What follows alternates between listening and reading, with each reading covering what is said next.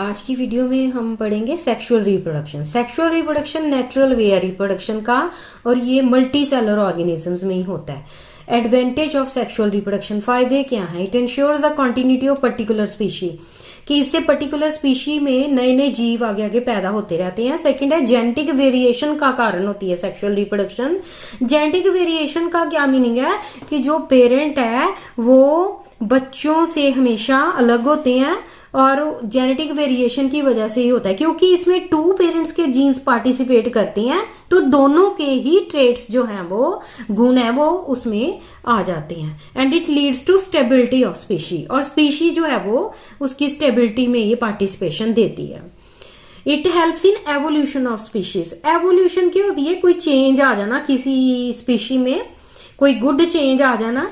दो जीव पार्टिसिपेट करने की वजह से दो टाइप के जीन्स जो हैं उसमें जाते हैं, जिससे उसमें एवोल्यूशन हो जाती है, कुछ गुड जो है ट्रेट्स उसमें जाते हैं। सेक्सुअल रिप्रोडक्शन के अलग अलग स्टेप्स है कि सबसे पहले तो इसमें मेल और female two different sexes participate करती हैं। सेकेंड है भी इसमें पेरेंट है वो स्पेशल सेक्स सेल्स या जर्म सेल्स बनाता है। इसको जर्म सेल्स को हम गेमीट्स भी कहते हैं। गेमीट्स पैदा करते हैं, मेल मेल गेमीट पैदा करते हैं और फीमेल फीमेल गेमीट पैदा करता है। नेक्स्ट है कि fusion of male and female gamete, फिर इनकी फ्यूजन होती है गेमीट्स की और इनकी फ्यूजन को फर्टिलाइजेशन कहा जाता है। नेक्स्ट है जाइगोट बनता है, जब फ्यूजन फर्टिलाइजेशन हो जाती है तो जाइगोट बन जाता है और जाइगोट फिर धीरे धीरे एम्ब्रियो में चेंज होता है। एम्ब्रियो में फिर ऑर्गन फॉर्मेशन होती है और वो पूरा ऑर्गेनिज्म बन जाता है। सेक्सुअल रिप्रोडक्शन पढ़ने से पहले हमें कुछ टर्म्स पढ़ने की जरूरत है। सबसे पहले डीएनए। डीएनए क्या है? Deoxyribonucleic acid. डीएनए जीव के हर सेल में होती है। सोमैटिक सेल्स में भी होता है और रिप्रोडक्टिव सेल्स में भी होता है। सोमैटिक सेल्स कौन से होते हैं? जो ग्रोथ में मदद करते हैं ऑर्गेनिज्म की, एंड रिप्रोडक्टिव सेल्स वो होते हैं जो रिप्रोडक्शन में मदद करते हैं। जो डीएनए है ये सोमैटिक सेल्स में भी है और रिप्रोडक्टिव सेल्स में भी है। और इस डीएनए की रेप्लिकेशन होती है। मतलब ये अपनी फोटोकॉपीज बनाता है और उस फोटोकॉपी के दौरान ये कुछ एरर्स कर जाता है जिसकी वजह से जीव में वेरिएशंस आ जाती। ठीक है, बिल्कुल डिट्टो तो शक्ल नहीं होती, ये उनकी ट्रेट्स है, जो गुण है वो भी सेम नहीं होते। क्यों नहीं होते? क्योंकि डीएनए की जब रेप्लिकेशन होती है तो उसमें कुछ एरर्स हो जाती हैं जिसकी वजह से वेरिएशंस आती चिल्ड्रन में, जिसकी वजह से पेरेंट्स से वो कभी भी उनके बिल्कुल डिट्टो कॉपीज नहीं होती। वो ये डीएनए की स्ट्रक्चर है, ये एक डबल हेलिसल स्ट्रक्चर होती है। वेरिएशंस जो डिफरेंस होते हैं इंडिविजुअल्स के सेम स्पीशी के, उसको कहते हैं वेरिएशन। जैसे बच्चे जो हैं वो बिल्कुल सेम कॉपी नहीं होते अपने पेरेंट्स के, तो वेरिएशंस की वजह से है ये। तो sexually reproductive organisms show variation.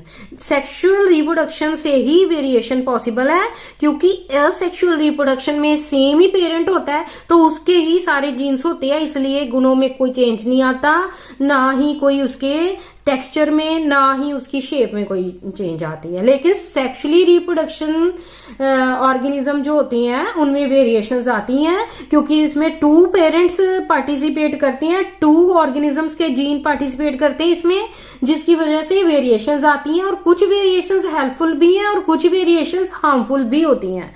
जैसे एक मोथ है, मोथ जो है जो ग्रीन कलर का है, ठीक है, तो उसको जब वो पेड़ों पे बैठता है तो वो दूसरे जानवरों से बच सकता है ताकि उसके ऊपर अटैक ना हो, क्योंकि उसका कलर बिल्कुल ट्रीज से मैच करता है। लेकिन जैसे ही अगली जनरेशन में जो जीव है, अगर उसकी सेक्सुअल रिप्रोडक्शन किसी और कलर के मोथ से होती है, जैसे वो ग्रीन है तो अगर कोई व्हाइट मोथ से उसकी सेक्सुअल रिप्रोडक्शन वो करता है, तो आने वाली जनरेशन में दोनों कलर जैसे आ गए, व्हाइट भी और ग्रीन भी, तो जैसे ही वो जनरेशन जो है उसके लिए वो वेरिएशन हार्मफुल है, क्योंकि जैसे ही वो इंसेक्ट वहां पे बैठे, मोथ जब वहां पे बैठेगा तो उसके ऊपर प्रेडेटर्स जो हैं वो इजीली अटैक कर पाएंगे। तो कुछ वेरिएशंस हेल्पफुल भी होती हैं। हेल्पफुल में जैसे कि कोई इंटेलिजेंट कोई पेरेंट है उसमें, ठीक है, तो उसके जो ट्रेड्स है अगली जनरेशन में आते हैं। क्रोमोसोम्स, क्रोमोसोम्स के ऊपर जीन्स होती है और ये जीन्स जो है ये ट्रेड्स को कैरी करती है parent to offsprings. Human being के अंदर 23 पेयर हर एक सेल के अंदर है और यानी कि 46 क्रोमोसोम्स होते हैं हर एक सेल के अंदर। 22 पेयर्स तो मेल और फीमेल में सेम है और जिनको हम ऑटोसोम्स कहते हैं। जो 23rd पेयर है ना ह्यूमन बीइंग में वो अलग होता है मेल और फीमेल में। फीमेल में ये XX है और मेल में ये XY है। XX और XY इसलिए लिखा गया है क्योंकि इसमें शेप में फर्क होता है, ठीक है, and it is called sex chromosome. और जो 23rd पेयर है इसको सेक्स क्रोमोसोम कहा जाता है। और इसमें क्या होता है कि जैसे मेल फीमेल में तो होते ही दोनों XX है और मेल में XY होता है, इसकी वजह से ही जो है वो सेक्स डिटर्मिनेशन होती है बच्चे की। जैसे अगर फीमेल का X मेल के X से मिल गया तो फिर क्या होना है बेबी गर्ल, तो फिर जो है वो गर्ल का बर्थ होता है। लेकिन अगर फीमेल का X और मेल का Y मिल गया तो फिर जो है वो मेल जो है वो बच्चा पैदा होता है, बॉय पैदा होता है। इसका मतलब जो सेक्स डिटर्मिनेशन में ह्यूमन बीइंग में 23rd पेयर जो है वो पार्टिसिपेट करता है।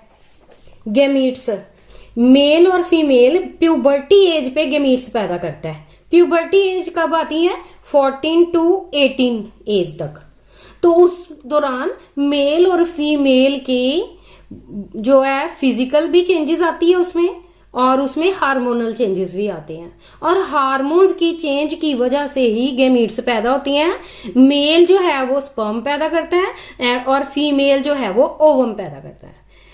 Difference in male and female gamete, male gamete जिसको स्पर्म भी कहते हैं ये स्मॉल होता है साइज में, फीमेल गेमीट ओवम ये बिग होता है साइज में। मेल गेमीट मोटाइल है और फीमेल गेमीट नॉन मोटाइल है।